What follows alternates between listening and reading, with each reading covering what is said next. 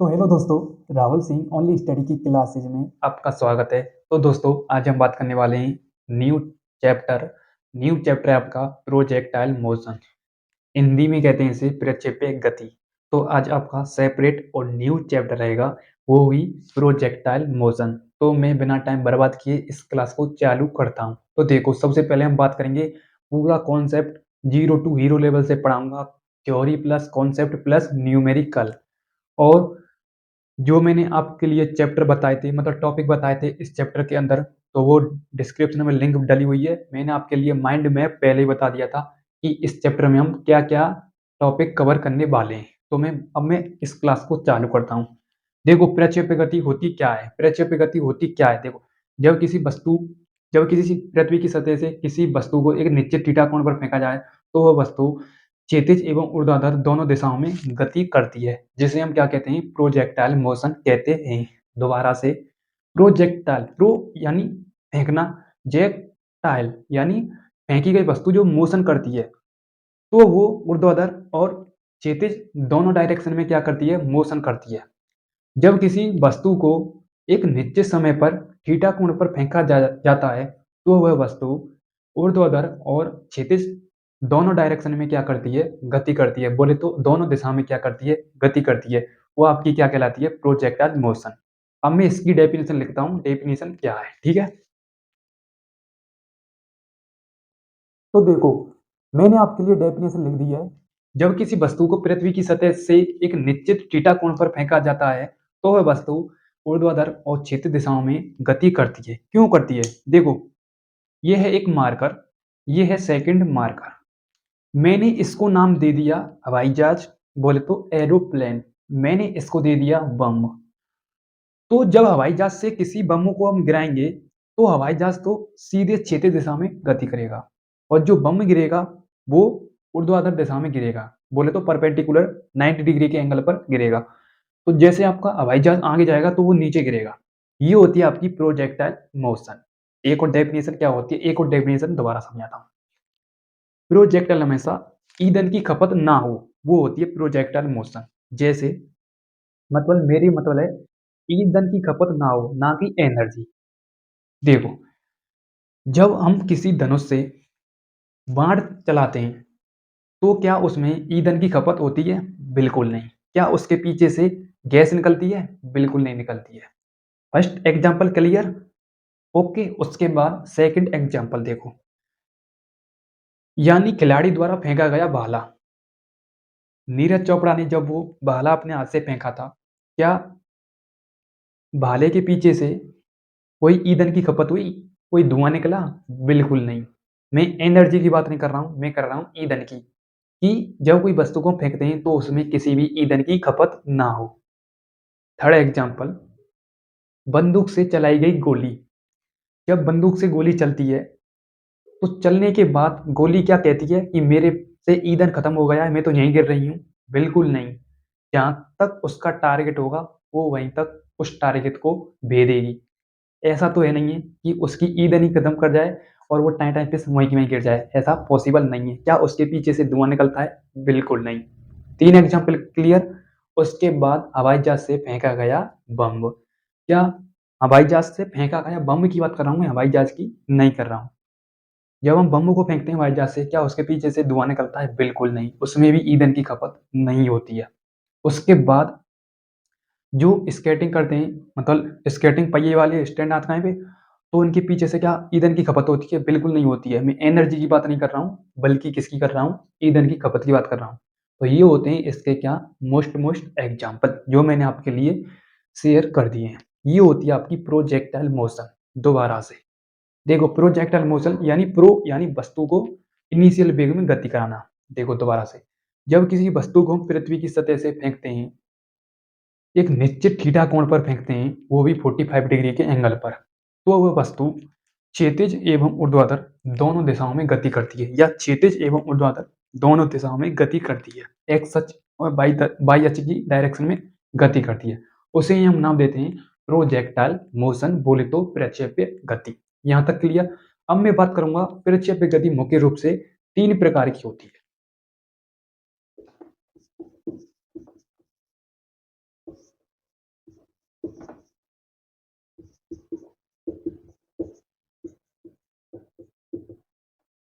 Types of projectile motion यानी प्रक्षेप्य गति 3 प्रकार की होती है।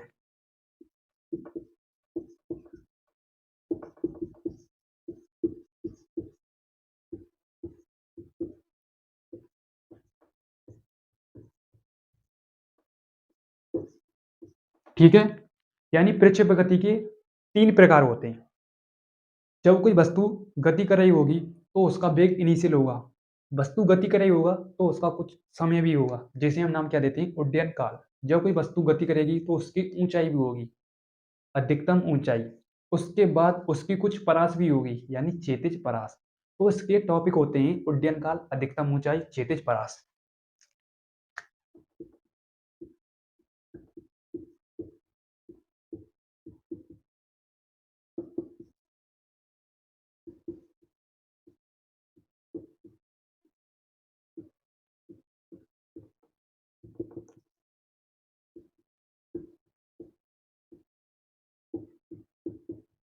क्षैतिज परास। पहला पॉइंट है उड्डयन काल। टी से रिप्रेजेंट करते हैं अधिकतम ऊंचाई, एच से रिप्रेजेंट करते हैं क्षैतिज परास, आर से रिप्रेजेंट करते हैं। सबसे पहले हम बात करेंगे उड्डयन काल। देखो, मैं इनको इन टॉपिकों को क्यों पढ़ा रहा हूँ, क्योंकि आने वाले टॉपिक इसी से रिलेटेड आएंगे। वैसे इस चैप्टर में बहुत ही सारे कॉन्सेप्ट हैं। सबसे पहले मैं आपके लिए इन तीनों टॉपिकों को क्लियर कराऊंगा, क्योंकि ये इनके फॉर्मूले यूज होते हैं। वो कैसे? इन फॉर्मूले को मैं डेरिवेशन की हेल्प से निकालूंगा, एक एक डेरिवेशन को कराऊंगा और आपके दिमाग गुर्दे फेफड़े में स्कैन कर दूंगा। जहाँ चाहे जहाँ पर भी स्कैन कर लेना, क्योंकि बहुत ही इंपॉर्टेंट है उड्डयन काल, अधिकतम ऊंचाई और क्षैतिज परास। ठीक है? उससे पहले आप इसका एक बार स्क्रीनशॉट लेना चाहें तो ले लीजिए। अब यहाँ से आगे क्लास बहुत ही खतरनाक लेवल पर चालू होने वाली है। अब देखो, मैं यहाँ से आगे आपको उड्डयन काल निकालने के लिए एक डायग्राम होगा। वो डायग्राम कम से कम 10 से 15 मिनट ले लेगा समझाने में। यदि वो समझ में आ गया, तो आने वाले 3 डेरिवेशन मिनटों में हो जाएंगे। मिनटों में। कितने में? मिनटों में। देखते जाइए।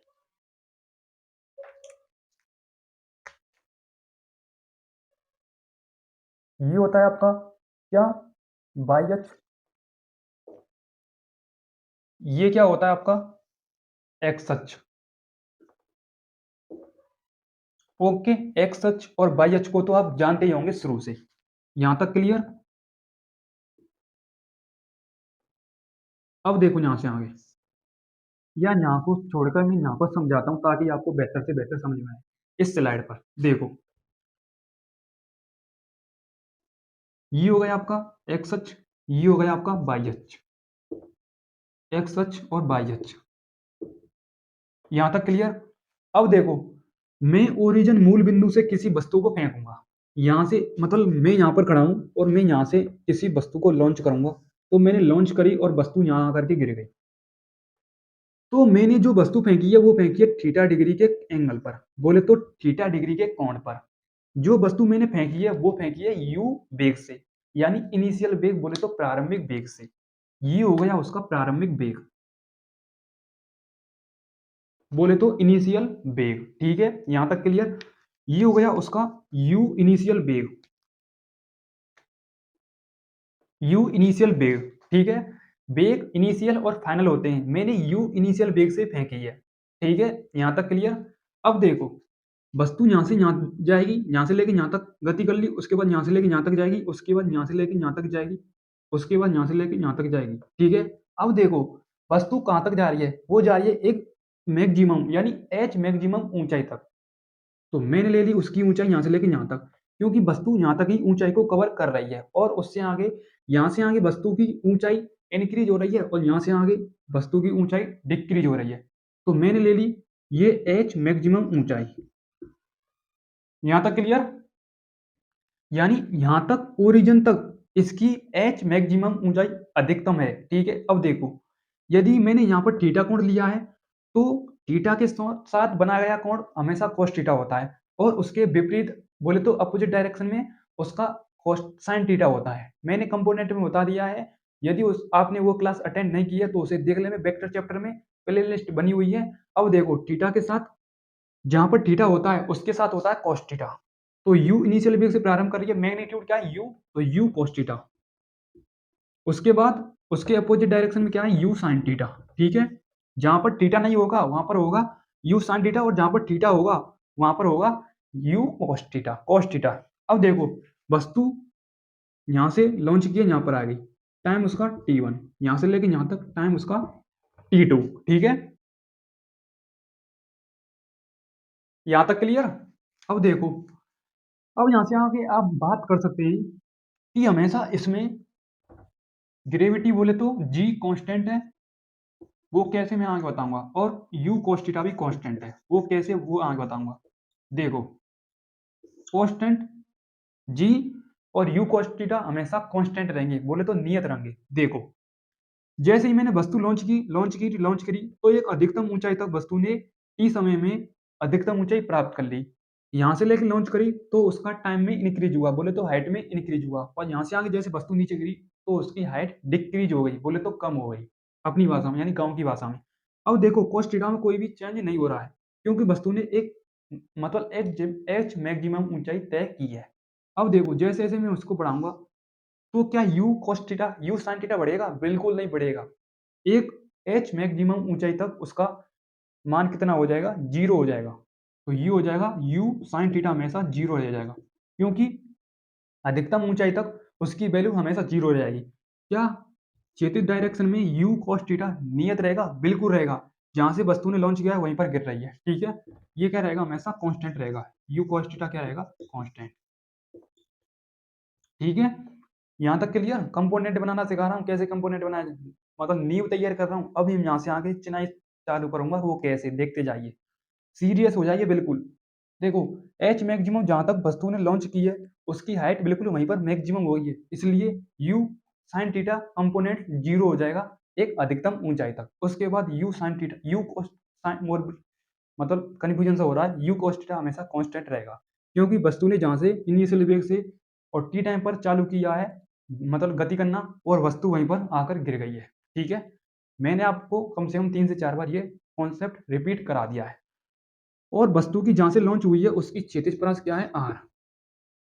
क्षैतिज परास आर, और हाइट मैक्सिमम। अब देखो, ग्रेविटी हमेशा नीचे गिरी और रहेगी, इसलिए ये कांस्टेंट रहेगी। ग्रेविटी बोले तो ग्रेविटेशनल फोर्स, ठीक है, हमेशा कांस्टेंट रहता है, क्योंकि वस्तु को कितना भी ऊपर फेंको वो हमेशा नीचे ही आए। ठीक है, ये सब है। मैंने यहाँ से लेकर भाजी यहाँ से लेके इसकी टाटा बाय बाय। ठीक है, अब देखो, मैं यहाँ से आगे निकालूंगा उड्डयन काल। मैं भी परेशान हो गया इस टॉपिक को समझाने में, क्योंकि बहुत ही टफ टॉपिक है और बहुत ही खतरनाक टॉपिक है। ठीक है, अब देखो, मैं यहाँ से निकालूंगा आगे उड्डयन काल।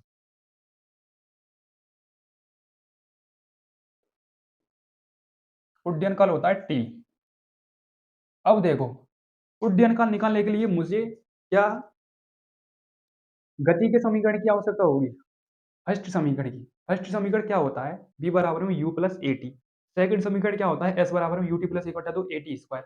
थर्ड समीकरण क्या होता है? बी स्क्वायर माइनस जी स्क्वायर बराबर में टू ए एस। और फोर्थ समीकरण एनवे समीकरण के लिए, एनवे के लिए याद करें तो एस एन बराबर में U plus half two N minus one. ये होता है 4 समीकरण। वैसे आपने 3 समीकरण पढ़े होंगे, 4 समीकरण ट्वेल्थ क्लास तक किसी भी टीचर ने नहीं बताए होंगे। तो आपका एक समीकरण और बनता है एस एन के लिए, एस एन बराबर में U plus half two N minus one. ये भी एक समीकरण होता है, और एनडीए, एयरफोर्स, आईसीजी, नेवी दबा करके न्यूमेरिकल पूछे जाते हैं इस समीकरण पर। ठीक है, इसलिए याद कर लेना। अब देखो, टॉपिक से डाइवर्ट नहीं होना है, हमें निकालना है उड्डयन काल बोले तो टी, वही गति के समीकरण की आवश्यकता होगी। तो गति का समीकरण बी बराबर में यू प्लस ए टी। अब देखो, जब हम किसी वस्तु को लॉन्च करते हैं तो उसका हमेशा इनिशियल वेग क्या रहता है? जीरो रहता है, इसलिए इसका इनिशियल वेग क्या हो जाएगा? जीरो। और ग्रेविटी कितनी होगी? जी, यानी जी ग्रेविटी नीचे की ओर लग रहा है, तो इसका मान कितना होगा? जी। और वो कैसे रहेगा? जीरो रहेगा, जीरो नहीं माइनस का रहेगा। क्यों रहेगा? जब हम किसी वस्तु को स्वतंत्रता पूर्वक गिरते हैं, यदि ऊपर से गिरेंगे तो हमेशा जी पॉजिटिव रहेगा, और हमेशा वस्तु को नीचे से फेंकेंगे तो वो क्या रहेगा? नेगेटिव रहेगा, और ऊपर से फेंकेंगे तो पॉजिटिव रहेगा। ऊपर से फेंकेंगे तो प्लस का रहेगा, और नीचे से फेंकेंगे तो माइनस का रहेगा। ठीक है, वो मैंने आपके लिए मोशन चैप्टर में क्लियर कराया है। ठीक है, गुरुत्व के अधीन गति, गुरुत्व कण के अधीन गति। ठीक है, उस टॉपिक को आप देख सकते हैं, वही कदा थंबनेल में लिखा हुआ है, गुरुत्व के अधीन गति, उसमें देख सकते हैं। मैंने वही कॉन्सेप्ट क्लियर कराया है कि वस्तु को ऊपर से फेंकेंगे तो सिंबल पर क्या फर्क पड़ेगा, और नीचे से फेंकेंगे तो क्या फर्क पड़ेगा। ठीक है, और यही बताया मैंने गति के समीकरण में। ठीक है, अब देखो, जी की वैल्यू क्या आ जाएगी? नेगेटिव, माइनस का जी, और यू इनिशियल वेग जीरो हो जाएगा। तो रखते हैं एक मिनट, एक मिनट, एक मिनट, ये रहेगा जी, ठीक है। बी क्या रहेगा, जीरो रहेगा। जब किसी वस्तु को देखो, एक और बार कॉन्सेप्ट को मैं यहाँ पर भी क्लियर कर रहा हूँ, देखो ये रहता है u बराबर में g और a बराबर में g। जब हम किसी वस्तु को ऊपर से फेंकते हैं, ऊपर की बात हो, और नीचे की बात हो तो b बराबर में जीरो और a माइनस का g रहता है। ये रहता है नीचे की बात। तो हम कहाँ से बात कर रहे हैं, वस्तु को नीचे से फेंक रहे हैं, ठीक है। तो ये कॉन्सेप्ट लागू होगा इसमें, देखते जाइए। तो b जीरो, अब देखो b जीरो हो गया, और u क्या है आपका, u किसके साथ कॉम्पोनेंट बना रहा है, cos थीटा, तो u cos थीटा आ जाएगा, u cos थीटा माइनस का g t, ठीक है। अब देखो u cos थीटा बराबर में g t। अब देखो टाइम कितना लग रहा है, यहां से लेके यहां तक t, यहां से लेके यहां तक t। तो मैं कह सकता हूं टाइम लग रहा है इसको t बराबर में 2, देखो एक मिनट, t बराबर में इसे लग रहा है t1 प्लस में t1।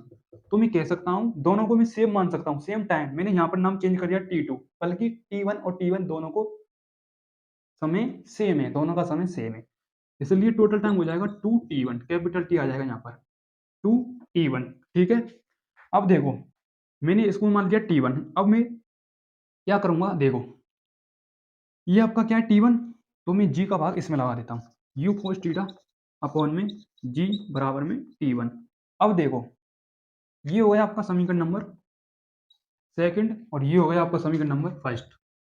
अब देखो मैं टी वन की वैल्यू इसमें रखूंगा, ठीक है, टी वन की वैल्यू में इसमें रखूंगा। तो टोटल टाइम आ जाएगा आपका टी बराबर में 2u cos थीटा अपॉन में जी, 2u cos थीटा अपॉन में जी। यहां तक क्लियर, यहां तक क्लियर, बेसिक क्लियर। टी बराबर में 2u sin थीटा अपॉन में जी, यहां तक क्लियर। ये हो गया उड्डयन काल का फॉर्मूला, टी बराबर में 2u sin थीटा अपॉन में जी। अब हमें निकालना है किसका, क्षैतिज परास बोले तो आर का। आर की वैल्यू होती है 2u, क्या होती है, u square sine square theta, sine 2 theta होता है, u स्क्वायर साइन 2 थीटा, ठीक है। उसे हम निकालेंगे अगले स्टेप में, इसी क्लासेज में। यहां तक क्लियर। ओहो हो, यहाँ से गलती हो गई, एक मिनट, एक मिनट, एक मिनट। यहाँ पर वस्तु ऊपर की ओर गति कर रही है, तो u साइन थीटा आना चाहिए, यहाँ पर गलती हो गई, u साइन थीटा आना चाहिए यहाँ पर। u साइन थीटा कर लो इसे, परपेंडिकुलर साइन थीटा, ठीक है। क्योंकि वस्तु ऊपर की ओर गति कर रही है, तो क्या आ जाएगा, u साइन थीटा, ठीक है, u साइन थीटा आएगा। वस्तु का इनिशियल वेग क्या था, u, और साइन थीटा आ जाएगा, ठीक है, क्योंकि वस्तु ऊपर की ओर गति कर रही है। वो क्यों कर रही है, क्योंकि वस्तु का इनिशियल वेग t1 के सापेक्ष u साइन थीटा आना ही चाहिए। तो टोटल टाइम 2t1, मैंने t1 की वैल्यू उसमें पुट कर दी है, इस समीकरण में t1 की वैल्यू मैंने इसमें पुट कर दी है, और t बराबर में 2u sin थीटा अपॉन में जी क्या है, गुरुत्वीय त्वरण, ठीक है, जो नीचे की ओर लग रहा है। ये होता है फुली कॉन्सेप्ट। अब मैं बताऊंगा क्षैतिज परास बोले तो आर की वैल्यू, देखते जाइए। कहूँ यूं मत कहना कि बोल चुका हूँ गलती हुई है, ऐसा नहीं। गलती होती है, सभी से होती है, सभी इंसान से होती है, और जो गलती करता है वो बहुत ही बेहतर करता है, ठीक है, ये हमेशा ध्यान रखना। ये एक बारी कॉन्सेप्ट है, हल्के में लेना नहीं है, ठीक है। दोबारा से टी बराबर में 2u sin थीटा अपॉन में जी, टी बराबर में 2u sin थीटा अपॉन जी, 2u sin थीटा अपॉन जी, 2u sin थीटा अपॉन जी, 2u sin थीटा अपॉन जी। इसे याद कर लेना है, बहुत ही इंपॉर्टेंट टॉपिक है, ठीक है। अब ये आगे काम आएगा, वो भी क्षैतिज परास के फॉर्मूले में। यदि आपने अभी स्क्रीनशॉट नहीं लिया है इस पूरे का, तो जल्दी से जल्दी एक बार इसका स्क्रीनशॉट ले लें, जल्दी से जल्दी। अब मैं इसको रफ कर रहा हूँ। तो अब देखो आपका अगला कॉन्सेप्ट क्या है। अगला कॉन्सेप्ट हमें ज्ञात करना है पूरक कोण के बारे में, यानी हमें निकालना है रेशो इसका, उड्डयन काल का। पूरक कोण क्या होता है, पूरक कोण होता है 90 डिग्री का एंगल। तो सर आपने क्या लिया है, थीटा और 90 माइनस, मतलब 90 माइनस थीटा लिया है। पूरक कोण हमेशा 90 डिग्री का होता है, वो कैसे, मैं आपको बताता हूँ। इन दोनों को प्लस कर लो, प्लस प्लस कर लो इन दोनों को, तो देखो प्लस करके बताते हैं, वो ही 90 डिग्री का आएगा। Theta plus 90 minus theta, theta theta cancel, 90 बोले तो 90। ये होता है आपका पूरक कोण, यानी सप्लीमेंट्री एंगल, ठीक है। यहां तक क्लियर। अब देखो मैं आपके लिए क्या निकालना हूं, रेशियो निकालना हूं T1 और T2 का अनुपात। देखो फॉर्मूला क्या था, T बराबर में U 2u sin theta upon में जी, 2u sin थीटा अपॉन में जी। अब देखो हमें थीटा और 90 माइनस थीटा के मध्य निकालना है, तो मैं इसे मान लेता हूँ T1 और थीटा, ये रहा आपका, इसे हो गया समीकरण number first. T2 2u sin theta की जगह पे 90 माइनस थीटा अपॉन में जी, ये हो गया समीकरण नंबर सेकंड। अब देखो इसे हल करने के लिए T1 अपॉन में T2 का रेशो, T1 की value 2u sin theta upon में जी, और T2 की वैल्यू जी ऊपर पहुंच जाएगा और 2u sin theta 90 minus theta, ये हो जाएगा नीचे की तरफ। अब देखो जी से जी कैंसिल। अब देखो यहाँ से आगे क्या होगा, 2u से 2u कैंसिल, sin थीटा और अपॉन में क्या बचा, sin 90 माइनस थीटा। अब देखो sin 90 माइनस थीटा, अब देखो यदि हम थीटा की वैल्यू 1 रखें और 90 में से 1 घटाएं तो आ जाएगा 89, और 89 हमेशा कौन से क्वाड्रेंट में आता है, ये आता है फर्स्ट क्वाड्रेंट में, और फर्स्ट क्वाड्रेंट चेंज हो जाता है और मतलब चेंज हो जाता है और हमेशा पॉजिटिव रहता है, ठीक है। तो ये हो जाएगा आपका cos थीटा, यानी sin 90 माइनस थीटा की वैल्यू मतलब फॉर्मूला होता है cos थीटा। तो यहाँ पर मैं यदि cos थीटा कर लूँ, T1 अपॉन में T2 की वैल्यू कितनी आ जाएगी, sin थीटा, और इसकी वैल्यू कितनी आ जाएगी, sin 90 माइनस थीटा बोले तो cos थीटा। तो ये आ जाएगा आपका tan थीटा, क्या आ जाएगा tan थीटा। तो आप कह सकते हैं T1 और T2 का रेशो क्या आता है, tan थीटा, ठीक है। तो इसे आप लिख सकते हैं थीटा बराबर में tan इनवर्स T1 अपॉन में T2। ओके, ये होता है आपका कॉन्सेप्ट क्लियर। किसका, उड्डयन काल के लिए अनुपात ज्ञात करना, रेशो ज्ञात करना। आपके लिए दे देगा T1 और T2 की वैल्यू, रेशो ज्ञात कीजिए, या एंगल की वैल्यू देख लेगा, मतलब एंगल की वैल्यू दे देगा और T1 की वैल्यू दे देगा और T2 की वैल्यू पूछ लेगा चुपके से। तो देखो मैं आपके लिए एक छोटा सा मतलब न्यूमेरिकल कराता हूँ इसी के बेस पर, ठीक है। मैं इसको एक बार रफ करता हूँ।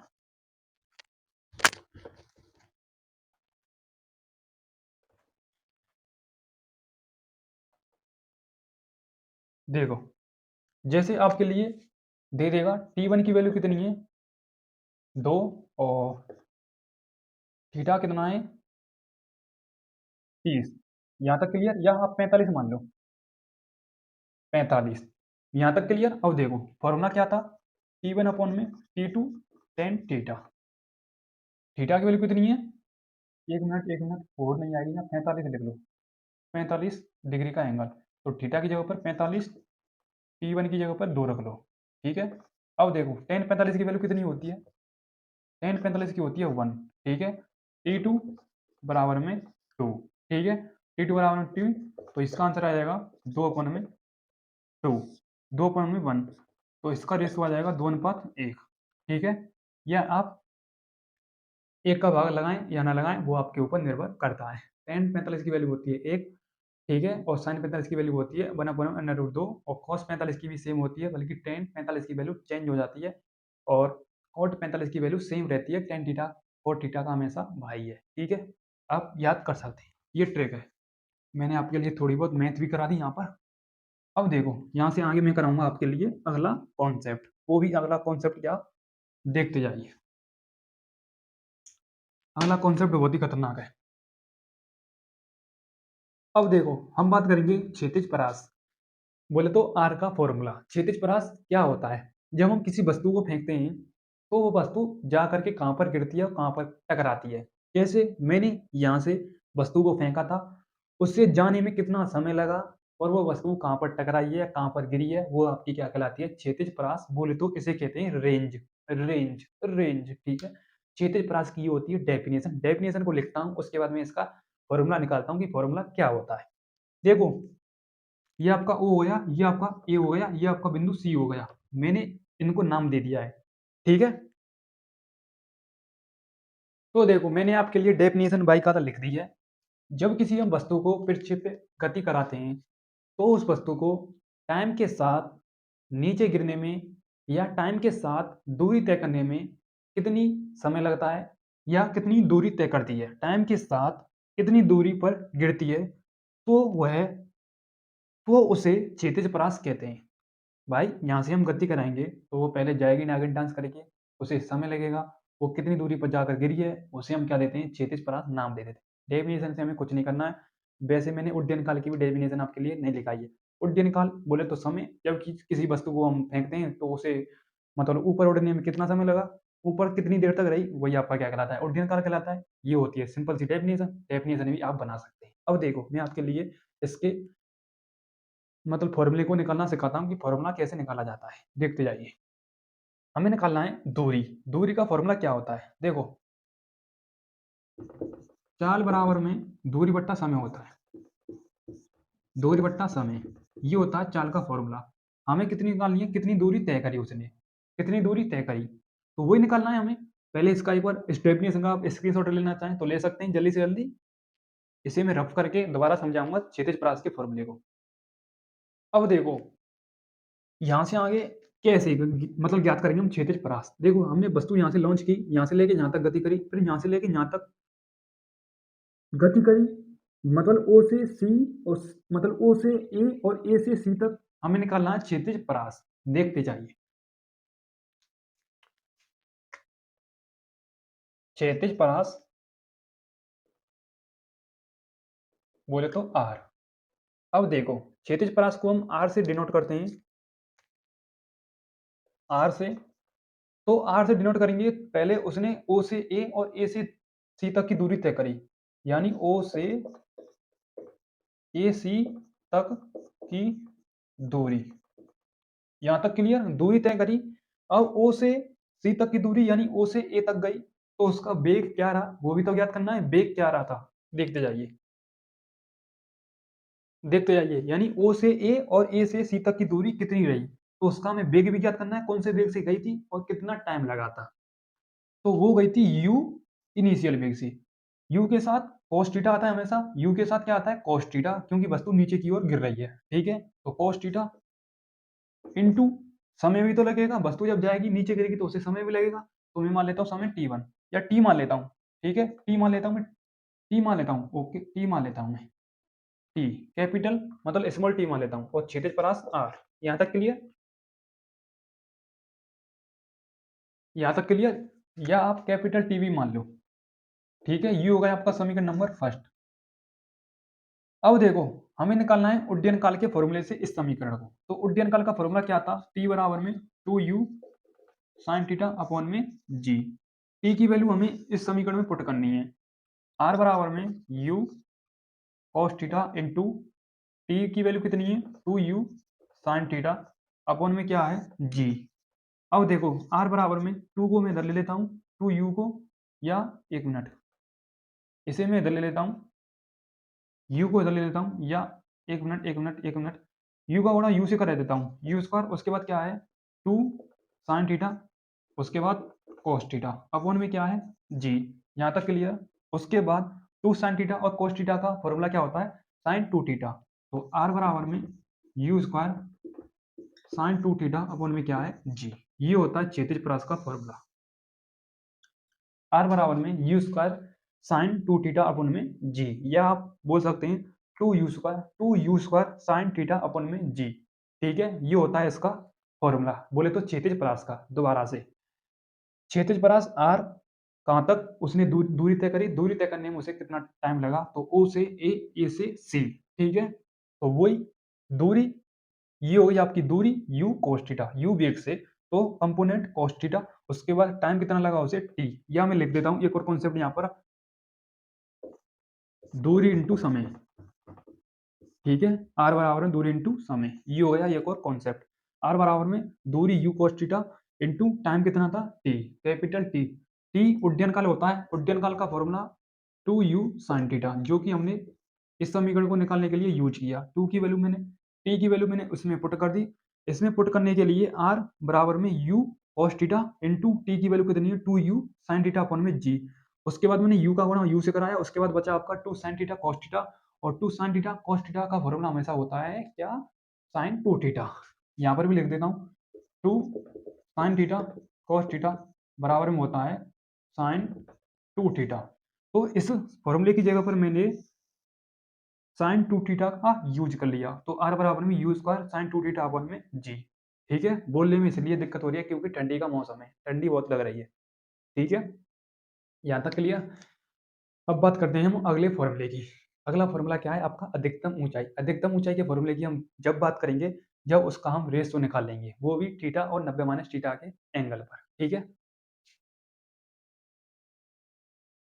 यदि आपको इसका पूरे का स्क्रीनशॉट लेना है तो स्क्रीनशॉट ले सकते हैं, जल्दी से जल्दी 1 सेकंड का टाइम है। अब देखते जाइए अगला पॉइंट क्या है आपके लिए, वही पूरा कोण के लिए supplementary angle theta and 90 minus theta. Okay, तो देखते जाइए क्षैतिज परास का फॉर्मूला क्या आया था, आर बराबर में U square sine 2 theta upon में जी। ये आया था क्षैतिज परास का फॉर्मूला। अब हमें क्या निकालना है, आर डैश और आर का वैल्यू निकालना है कितना आता है। तो देखते जाइए मैं इसको मान लेता हूँ, नाम दे देता हूँ आर डैश और थीटा की वैल्यू कितनी रख लेता हूँ, मैं थीटा ही रख लेता हूँ। तो साइन 2 थीटा अपॉन में जी, इसको नाम दे देता हूँ मैं समीकरण नंबर फर्स्ट। उसके बाद मैं मान लेता हूँ सिंपल थीटा यानी सिंपल आर के लिए, और उसमें मैं थीटा बराबर रख देता हूँ 90 माइनस थीटा, या मैं इसी में पुट कर देता हूँ 1 मिनट 2 थीटा की जगह पे कितना रख देता हूँ मैं 90 माइनस थीटा। ठीक है, यहाँ तक क्लियर। अब देखो यदि मैं दोनों का रेशियो निकालना चाहूँ तो रेशियो निकाल सकते हैं किस प्रकार से, देखते जाइए। अब देखते जाइए, अब मैं क्या निकालूंगा, मैं निकालूंगा आर डैश की value. 1 minute 1 minute 1 minute 1 minute, मैं इसमें थीटा बराबर थीटा रख लेता हूँ और इसमें रख लेता हूँ मैं क्या, थीटा बराबर में 90 माइनस थीटा, क्योंकि हमें निकालनी है आर डैश की वैल्यू, ओनली आर डैश की वैल्यू निकालनी है। तो देखो आर डैश बराबर में कितना आता है, आर डैश का मान R dash U square sine 2 की यानी 2 का गुणा 90 माइनस थीटा से कराएंगे तो कितना आएगा, वो आएगा 180 माइनस थीटा अपॉन में क्या आएगा जी। अब देखो साइन 180 माइनस थीटा कितना आता है, ये किसका फॉर्मूला है। तो यदि हम थीटा की वैल्यू 1 रखें और 180 में से हम 1 घटाएं तो आएगा 169 179। अब 179 ना तो तीसरे चतुर्थांश में है और ना फर्स्ट चतुर्थांश में, ये है आपका सेकंड चतुर्थांश में। क्या, सेकंड चतुर्थांश में। तो सेकंड चतुर्थांश में क्या आता है देखते जाइए। तो सेकंड चतुर्थांश में आएगा आपका 1 मिनट, यहाँ पर भी आएगा गुणा होगा तो 2 थीटा। सेकंड चतुर्थांश में आता है साइन थीटा और थीटा में कितना गुणा हो रहा है 2 का, तो ये होगा आपका साइन 2 थीटा। ठीक है, आर डैश बराबर में U square sign 180 minus 2 theta यानी 2 थीटा अपॉन में क्या आ जाएगा जी। अब ये किसका मान है, ये किसका मान है आप कंपेयर कर सकते हैं, तो ये है आर का मान, आर डैश बराबर में आर। ठीक है, आर डैश बराबर में R U square sine 2 theta upon में जी कितना है आर, जो कि ये रहा। ठीक है, और यही मुझे ज्ञात करना था पूरा कोण के लिए आर डैश की वैल्यू, जो कि क्षैतिज परास के इक्वल आई है। ठीक है, यहाँ तक क्लियर, यहाँ तक क्लियर। इसलिए आप कह सकते हैं यदि हम थीटा और 90 माइनस थीटा के लिए हम क्षैतिज परास निकालें आर डैश की वैल्यू, तो वो अपरिवर्तित नहीं होती है। वैसे ये प्रक्षेपण के लिए होता है, प्रक्षेपण कोण के लिए पूरा, जो कि आर डैश की वैल्यू परिवर्तित नहीं होती है, बिल्कुल भी चेंज नहीं है। देखो बिल्कुल सेम आया है आर का वैल्यू, बोले तो आर का फॉर्मूला जो कि यू स्क्वायर साइन 2 थीटा अपन में जी निकल करके आया है। ठीक है, अब हम बात करेंगे 90 40 एंगल की बात। ठीक है, यहाँ तक क्लियर। अब हम रेशियो की बात करेंगे, थीटा और 90 माइनस थीटा की वैल्यू कितनी आती है। ठीक है, अब हमें निकालना है थीटा और 90 माइनस थीटा के लिए, देखते जाइए। आर बराबर में 2u साइन थीटा की जगह पर थीटा रख लेता हूँ अपन में क्या है जी, इसे नाम दे देता हूँ मैं समीकरण नंबर फर्स्ट। ये हो गया R1 R2 2 1 minute you square आ जाएगा यहाँ पर, तो मैं पहले यू स्क्वायर लिख लेता हूँ, उसके बाद साइन 2 थीटा की जगह पर 90 माइनस थीटा अपॉन में क्या है जी। यदि मैं 2 का गुणा इससे कराऊँ तो R2 की वैल्यू कुछ इस प्रकार से you square sign 180 minus 2 theta upon में क्या है जी। तो R2 बराबर में यू स्क्वायर साइन 2 थीटा आ जाएगा, वन में क्या है जी। ठीक है, अब मैं R1 और 2 का रेशियो निकालूं, R1 और 2 का रेशियो निकालूं तो देखते जाइए R1 की value two U square sine theta upon में जी। उसके बाद आर टू जी ऊपर हो जाएगा अपॉन में क्या है U square sine two theta. U square cancel, two से टू कैंसिल और साइन थीटा से साइन थीटा कैंसिल और जी से जी कैंसिल, बिल्कुल कैंसिल, सब कैंसिल हो गया। इसलिए ये ज्ञात नहीं किया जा सकता। ठीक है, आप कह सकते हैं आर वन बराबर में आर टू इक्वल है। ठीक है, इक्वल हैं, यहाँ तक क्लियर। वैसे ये ज्ञात किया नहीं जा सकता है, जो मैंने ज्ञात करा दिया है। ठीक है, वैसे ये प्रिंसिपल कोण के लिए जो मैंने आज इससे पहले कॉन्सेप्ट कराया था आर डैश बराबर में आर आया था, वो इसके लिए ज्ञात किया जाता है। ठीक है, अब मैं बताऊंगा आपके लिए 45 डिग्री के एंगल पर यदि हम 45 डिग्री का मतलब थीटा बराबर में इसमें 45 रखें तो इस पर क्या इफेक्ट पड़ेगा, देखते जाइए।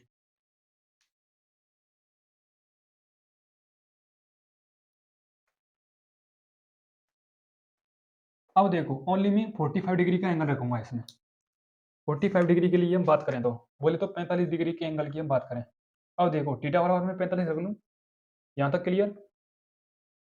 अब में क्या है जी, तो R one two U square sine 45 की वैल्यू वन अपॉन में अंडर रूट दो अपॉन में जी आर डैश बराबर में U square two under root दो अपॉन में क्या आ जाएगा जी। तो ये बट्टे की संख्या नीचे आ जाएगी, नीचे गुणा हो जाएगा इसका, इससे ये हो जाएगा जी अंडर रूट दो। तो इसे हम लिख सकते हैं आर, एक मिनट, आर की वैल्यू कितनी आएगी यहाँ पर U square two U square upon में जी अंडर रूट टू। ठीक है, तो हम लिख सकते हैं आर जी बराबर में two U square under root दो। और देखो ऊपर नीचे गुणा करा दो आप, यहाँ तक क्लियर, दो से दो कैंसिल हो जाएगा। अब यहाँ से देखो U square two U square under root दो अपॉन में टू, दो से दो कैंसिल, तो आर, आर की वैल्यू निकले आएगी final U square under root दो अपॉन में जी। ये आ जाएगा इसका आंसर, जो कितना आया है यू स्क्वायर अपॉन में अंडर रूट दो अपॉन में जी। ये आता है आर, मतलब 45 डिग्री का हम एंगल रखें तो वो निकाल निकाल सकते हैं आप या ना निकाल सकते हैं। यदि आपको एग्जामिनर पूछे तो निकाल दीजिए, यदि नहीं पूछे तो मत निकालो। अब मैं आपके लिए अधिकतम ऊंचाई का कॉन्सेप्ट और कराने वाला हूँ, ये आपका लास्ट कॉन्सेप्ट रहेगा। ठीक है, अब देखो अधिकतम ऊंचाई का निकालेंगे हम एच की वैल्यू। अधिकतम ऊंचाई के लिए बोले तो हम निकालेंगे एच की वैल्यू, देखते जाइए। इसे निकालने के लिए गति के तीसरे समीकरण की आवश्यकता होगी। देखो गति का तीसरा समीकरण क्या कहता है, बी स्क्वायर माइनस का यू स्क्वायर बराबर में टू ए एस, ए की वैल्यू जी, एस की वैल्यू एच, यानी विस्थापन कहां से हो रहा है अधिकतम ऊंचाई एच। ठीक है, और यहाँ पर चेंज क्या होगा, तो चेंज होगा आपका इसमें, देखते जाइए। ठीक है, और बी आपका क्या हो जाएगा जीरो, और यू यानी यू साइन थीटा। ठीक है, अब देखो बी की वैल्यू कितनी है जीरो का होल स्क्वायर माइनस यू की वैल्यू कितनी है यू साइन थीटा का होल स्क्वायर बराबर में ए की वैल्यू माइनस का जी आएगा तो माइनस टू जी एच। यहाँ से ये कैंसिल, बिल्कुल कैंसिल, तो U square sine square theta बराबर में माइनस का टू जी एच, ये इससे कैंसिल। उसके बाद क्या आ जाएगा you square sine square theta बराबर में टू जी एच। हमें किसका निकालना है अधिकतम ऊंचाई का, तो U square sine square theta upon में टू जी, ये हो जाएगा अधिकतम ऊंचाई का formula you square sine square theta upon में टू जी। ठीक है, यहाँ तक क्लियर। अधिकतम ऊंचाई का भी फॉर्मूला मैंने आपके लिए निकलवा दिया है। ठीक है, U square sine square theta upon में टू जी, और क्षैतिज परास का क्या फॉर्मूला था you square sine two theta upon में जी, उसके बाद उड्डयन काल का टी बराबर में two U sine theta upon में जी। ठीक है, थोड़ा थोड़ा चेंज है, मुझे भी कंफ्यूजन हुआ था ये अधिकतम ऊंचाई का कौन सा है और उड्डयन काल का कौन सा है, बहुत ही कंफ्यूजन करने वाले फॉर्मूले हैं। अब मैं इसके लिए पूरा कोण भी निकलवा देता हूँ, यानी थीटा और 90 माइनस थीटा के एंगल पर। ओके, एक बार इसमें इसको रफ करता हूँ। ठीक है, इस फॉर्मूले को याद रख लेना। फॉर्मूला क्या था आपका अधिकतम ऊंचाई H U square sine square theta upon में क्या था टू जी, ये था फॉर्मूला। ठीक है,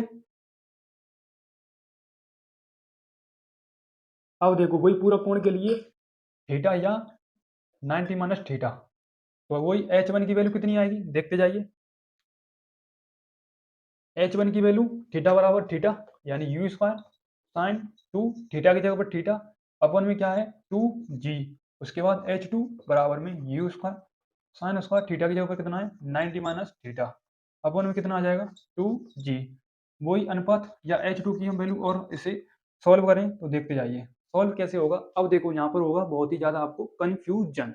देखो अब देखो यदि यहाँ पर स्क्वायर नहीं होता तो cos थीटा हो जाएगा, यानी sine 90 minus theta cos theta, और स्क्वायर था तो स्क्वायर छट जाएगा, तो U square cos square theta upon में क्या था 2g। अब हमें निकालना है अनुपात h1 अपॉन में h2 का। h1 की वैल्यू कितनी है आपकी you square sine square theta upon में क्या है 2g, उसके बाद h2 2g ऊपर, नीचे क्या है U square cos square theta. 2g से 2g कैंसिल, यू स्क्वायर से यू स्क्वायर कैंसिल, तो ये हो जाएगा आपका टेन स्क्वायर थीटा। या आप कह सकते हैं h1 अपॉन में h2 बराबर में क्या आ जाएगा टेन स्क्वायर थीटा। ठीक है, ये होता है इसका कॉन्सेप्ट। या आप स्क्वायर हटा दीजिए और इस पर अंडर रूट लगा दीजिए, तो किस प्रकार से टेन थीटा बराबर में अंडर रूट h1 अपॉन में h2, या थीटा बराबर में tan inverse under root h1 upon में h2। ये होता है आज का कॉन्सेप्ट क्लियर। ठीक है, अब देखो मैं आपके लिए तीनों फॉर्मूले बता देता हूँ। एक बार मैं इसको रफ करता हूँ, जल्दी से जल्दी इसका स्क्रीनशॉट लें, जल्दी से जल्दी। देखो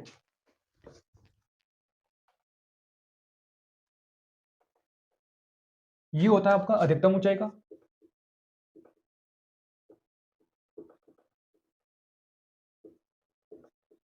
ठीक है। उसके बाद ये होता है आपका उड्डयन काल का, टी बराबर में 2u साइन थीटा अपॉन में जी। उसके बाद ये होता है आपका क्षैतिज परास का, आर बराबर में U square sine 2 theta upon में जी। ठीक है, ठीक है, इन फॉर्मूले को याद कर लेना। और आने वाले टॉपिक आपके लिए अगली वीडियो के साथ मिलेंगे, वो भी नेक्स्ट क्लासेज में। तो आई होप आपको ये वीडियो कितनी पसंद आई वो मुझे कमेंट करें और लाइक करें और वीडियो को दबा करके शेयर करें। तब तक के लिए thank you so much, love you all, जय हिंद, वंदे मातरम, थैंक यू।